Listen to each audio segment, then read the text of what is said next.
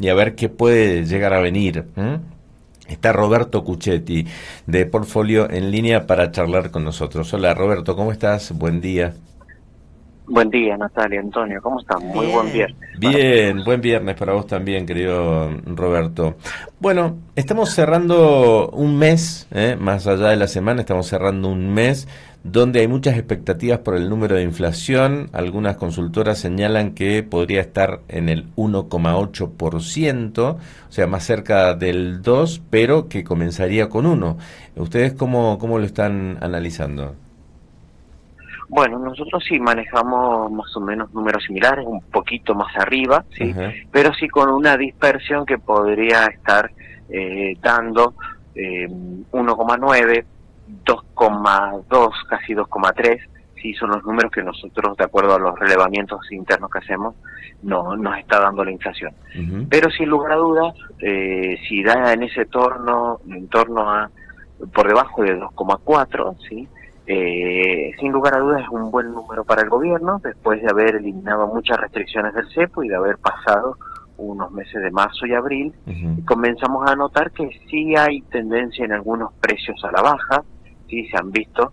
El caso más relevante fue el caso de la nafta, Ujú. también el caso del dólar, que lo hemos mencionado, que el dólar al día de hoy está más bajo que el 30 de abril, eh, y también vemos cierto ánimo en el ámbito empresarial, cierta predisposición a comenzar a bajar los precios para empezar a rotar los inventarios, es decir, empezar a vender más.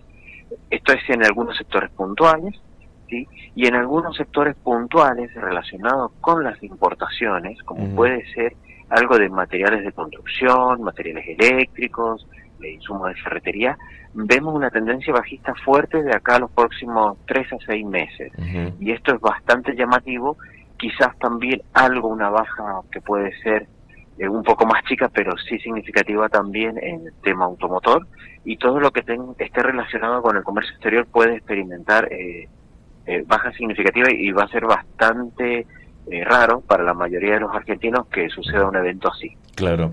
Estaba escuchando que si bien, a ver, la gente no lo percibe en su vida diaria que esté bajando la inflación. Es más, dicen que es lo que no le creen los números al INDEC, pero hay rubros que presentan deflación, ¿eso he escuchado? Sí, hay rubros que presentan deflación.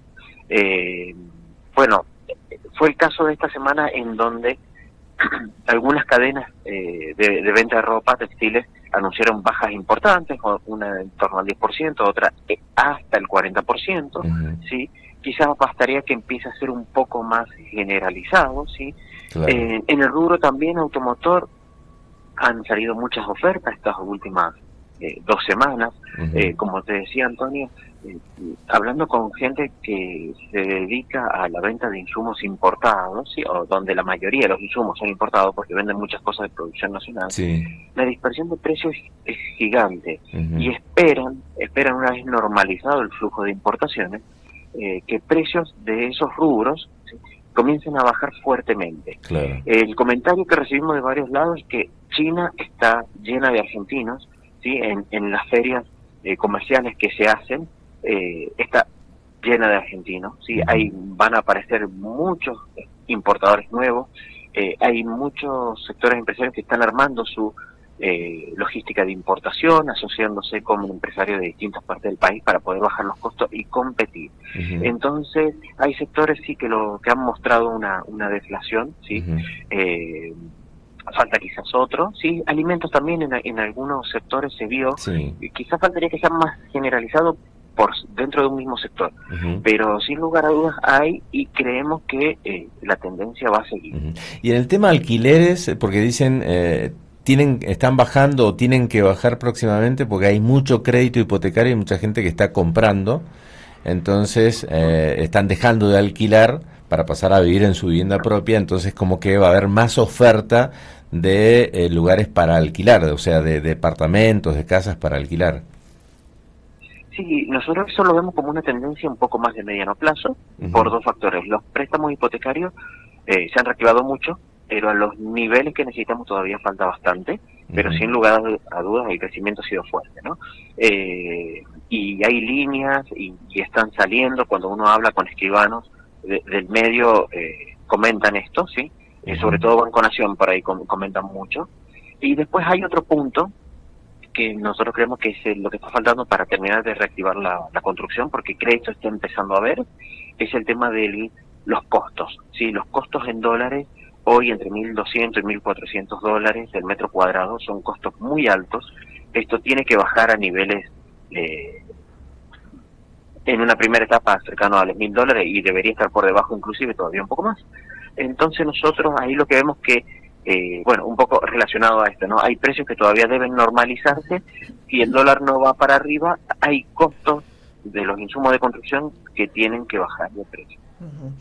Roberto, mencionaste el dólar. Ayer veíamos en las pizarras del mercado porteño que algo que no es habitual, que creo que no lo habíamos imaginado, y ustedes a ver qué piensan de esto, porque el dólar blue se estaba ofreciendo a 1.170 para la venta, mientras que el minorista lo hace en 1.195 en el Banco Nación. Bueno, muchos están preguntando qué es lo que está pasando, porque el dólar al revés, hay algunos motivos que explican que el blue cueste menos que la cotización oficial. ¿Por dónde iríamos con esto? Iríamos por un lado que se dolarizó, sí, de manera preventiva, temiendo una salida de cepo, previendo una salida de cepo con un aumento, un salto discreto, moderado del tipo de cambio, a la zona de 1.300 aproximadamente, 1.250, 1.300, y expectativas que no van en esa línea, ¿sí? Hoy el tipo de cambio, si bien no es completamente libre, está surgiendo por la intervención de importadores y exportadores, ¿no? Un dólar débil a nivel internacional también ayuda al gobierno, más allá que se revalorizó un poquito en la segunda quincena de mayo. Pero sin lugar a dudas han sido flujos que gente que buscó cubrirse, y una situación que no se ha dado, entonces está volviendo a las posiciones de peso por necesidad. También vemos eso, están faltando muchos pesos en el mercado. Las tasas de los plazos fijos de los bancos las vemos en un nivel que verdaderamente uno dice, bueno, ¿ya cuánto le están prestando a las empresas? No tanto a las personas humanas, las personas físicas, porque sabemos que nos matan con las tasas, pero sí a las empresas, que ahí sí son tasas más competitivas de mercado, vemos que están en un nivel alto. Hay un faltante de pesos y hubieron expectativas que no se lograron materializar, y por eso vemos el desarme de posiciones del mercado informal, sí. Algo más que tiene que ver con el dólar, porque Caputo dijo que lo que se viene es que se aleje de la banda, del piso de la banda. ¿Y esto qué quiere decir? Que el dólar salga de ese piso, que fluctúe hacia arriba, dónde se va a colocar y cómo, cómo beneficia o no a la economía en realidad que pase eso.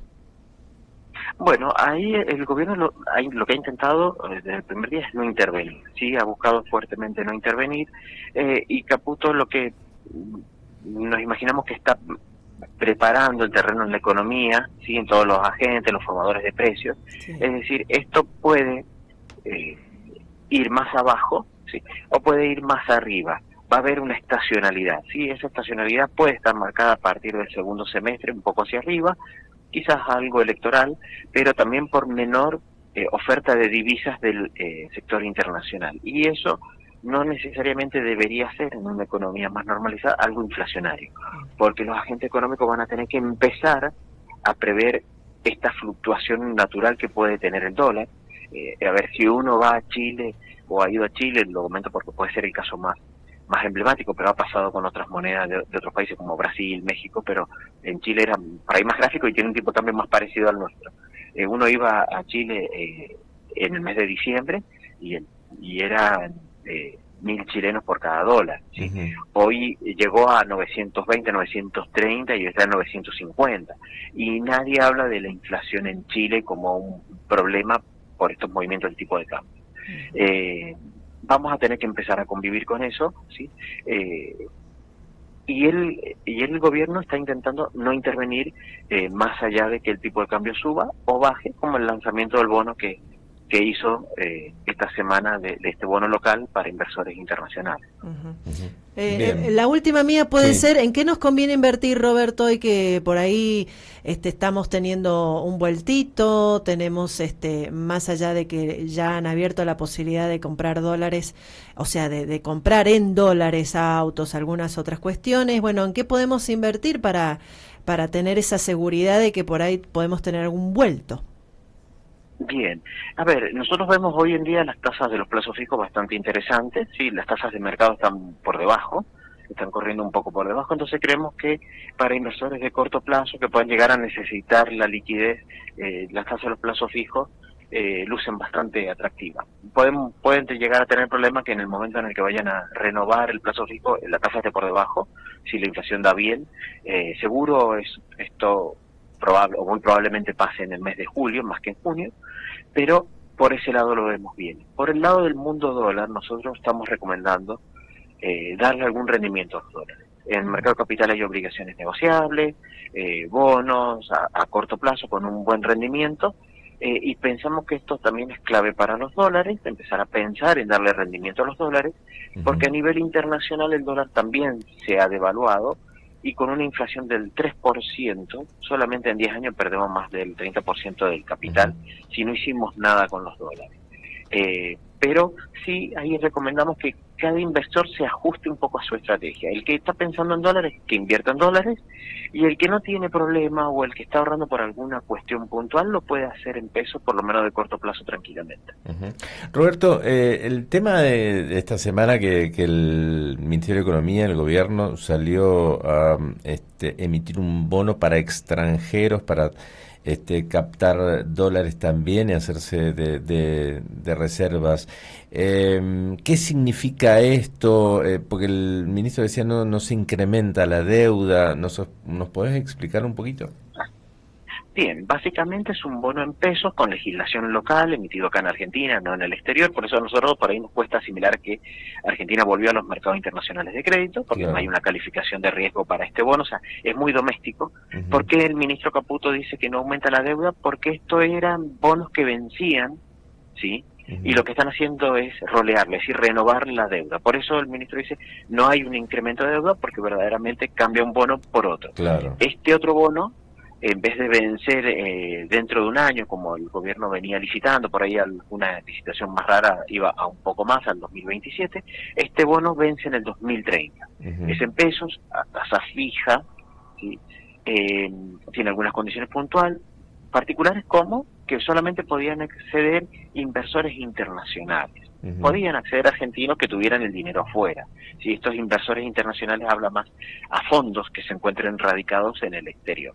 ¿Sí? Entonces, bueno, fue una apertura, ¿sí? Un testeo. Nosotros pensamos que esto obviamente se subió completamente licitado, y lo que estaban buscando era ver cuánto más inversores se sumaban a lo que ya tenían medianamente asegurado. Y es importante por un lado porque muestra que Argentina está siendo mirada desde el exterior. Hay un dato preocupante, ¿sí? Que es que la tasa, ¿sí? Luce como un poco alta para ser a tantos años, como que un 29%, hasta el 2030. Es como si yo fuera muy exitoso en la baja de inflación, en el 2027 tuviera 10% de inflación, esto me está rindiendo inflación más 19. ¿Sí? Claro, es un montón. En lugar de duda, es muy alta todavía. Y eso para nosotros no está marcando una señal con respecto a la inflación, sino que está marcando una señal con respecto a las dudas que hay después del 2027, ¿sí? Porque en ese aspecto debería haber salido una tasa más baja. Claro. Pero bueno, es un primer paso, ¿sí? Este bono seguramente va a cotizar en Argentina y lo van a poder comprar inversores con fondos locales, y es un primer paso para empezar a buscar cuál es el apetito argentino y a qué precio, ¿sí? y a qué costo. Pero bueno, le sirve para fortalecer reservas, porque el Tesoro tiene dinero en el Banco Central, así que probablemente efectúe un canje de pesos por dólares para ir cumpliendo con el acuerdo con el fondo, y también ir mostrando que hay inversores que se están animando a ir post-Milei en pesos. ¿Sí? O sea, que tiene su lado bueno y también su lado un poco que todavía falta. Exacto. exacto. Bien, Roberto, te agradecemos muchísimo, que tengas un lindo fin de semana. Muchas gracias a ustedes, igualmente para todos. Gracias. Nos encontramos la semana que viene. Adiós, hasta luego. Hay nuestro diálogo con Roberto Cuchetti, economista de Portfolio. Si ustedes quieren consultar, busquen a Portfolio en redes o en su página web y allí pueden hacer consultas. Las 8:31. Nos vamos, pero no se olviden, estamos sorteando entradas para Cinema Center de la Barraca Mall al 261-566.